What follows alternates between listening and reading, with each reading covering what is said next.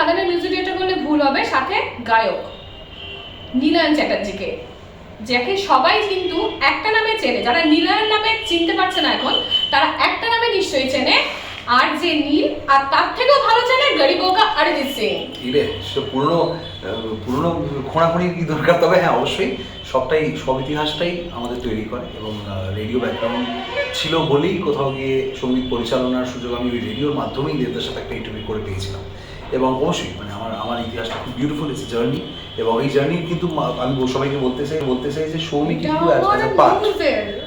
তো কি হয়েছে বলতেই পারি, তো কি হয়েছে তাদের? এটা আমার নিউজে তো কি হয়েছে? তুই গান শুনতিস না, গাইতিস তো? হ্যাঁ, তো সৌমি কি এটা ওখানে করা যাবে না, আমার জন্যই রেখে দে। না ছবি তুই, এটাই তো রিয়েল রিপোর্টিং, বুঝতে হবে তো। হ্যাঁ, ওকে আমি শেখাচ্ছি, আমি সিনিয়র হিসেবে।